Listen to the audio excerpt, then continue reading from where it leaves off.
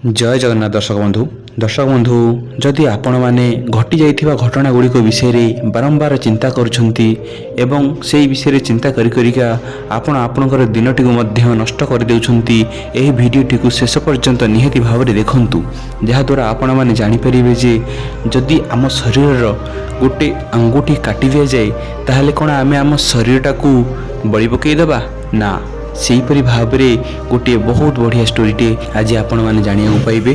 तेणुक भिडियोटी को शेष पर्यंत निहाती भाव में देखंतु। महात्मा बुद्ध लोक मानक मोक्ष प्रदान करने अलग अलग स्थान को जाई लोक मानक सत्यर उपदेश दौथिले। दिने गौतम बुद्ध एक ग्राम रे उपदेश दौथिले। सेठारे बहुत लोक उपस्थित थिले जो माने कि भगवान गौतम बुद्धंकर दिया जाउथवा उपदेश सुनिथिले। भगवान बुद्ध निजर उपदेश द्वारा लोक मानक कहूथिले कि आमे माने जणे अन्य जन प्रति भल पाइबा एवं नम्रतार भाव रखिबा उचित।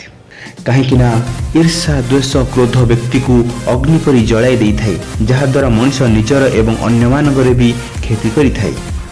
यही कथा को आहुरी सरल करी कहिए पई गौतम बुद्ध कहिले कि क्रोध अग्नि रे जळिथिबा कोइला परि होई थाए, जहाको मनुष्य निजर हाथ रे नेई अन्य जन को ऊपर पकाई देले क्षति होई थाए।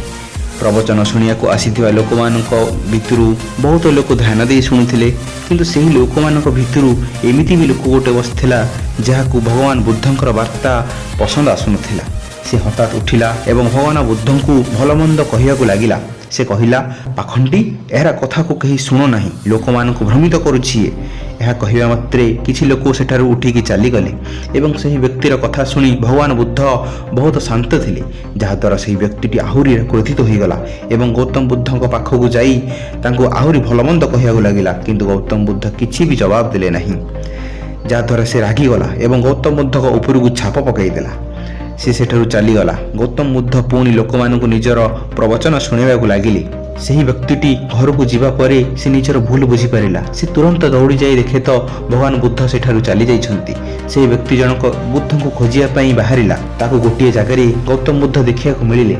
से जाई तांकर चरण स्पर्श करी निजर भूल मागिला एवं कहिला, हे महात्मा मते क्षमा करि दियंतु, मो द्वारा बहुत बड़ भूल हो जाइछि।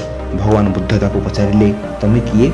से कहिला, आपण भूलीगले काली मु आपणक उपरकू छाप पकाइथिली एवं आपणक भल मंद बहुत कथा कहिथिली। महात्मा बुद्ध कहिले, ध्यान दे शुणंतु महात्मा बुद्ध कौन कहिले, मु ताकू सेठी छाड़ी दे आसीछि, ता पई मु मो आजी को खराब करि पारिबि नाही, जहा द्वारा हमर भविष्यत अंधार होई जिवो।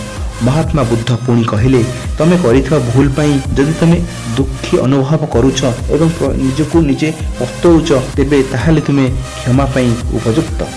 एहीपरि भाव महात्मा बुद्धंकर विचार द्वारा से प्रभावित होई बुद्धंक मार्ग को अनुसरण करने लगिला।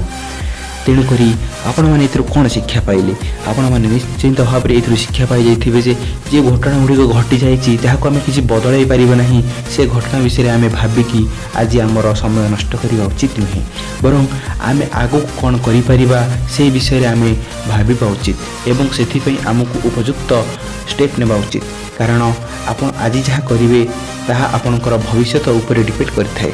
तेणुक आपण मैंने सब चेष्टा करूँ आपंकर आजटी उत्तम करने, कारण जदि आपंकर आजटी भलरे भलरे जीव और आज आपण मैंने भलरे भलरे परिश्रम करेंगे ताहले आगू को जाई आपण मैंने आराम करें एवं निजको सब बेले चेष्टा करते जे घटना गुड़िक घटी जाइए से घटना गुड़िक आउ द्वितीय थर दोहरातु नहीं। सब बेले निजर फ्यूचर विषय भावव्यापी एते भी ठीक नुहे। सब बेले निजर प्रेजेंट रे रुहंतु एवं निजर वर्तमान रे कौन कौन करवा उचित एवं कौन करि पारिबे आपण माने जहाद्वारा आपणकर भविष्यत सुधरी जाई परिबो ता प्रति ध्यान देले आपण माने निश्चित भाव में आपण जीवन में बहुत उन्नति करिवे। जदि भिडियोटी भल लागि थाए भिडियोटी को लाइक निश्चित भाव में करिवे एवं चैनल को सब्सक्राइब करिया पई भूलिबे नाही एवं भिडियोटी केमिति लागिला कमेंट सेक्शन में निश्चित भाव में कमेंट करिवे। रहिली धन्यवाद। जय जगन्नाथ।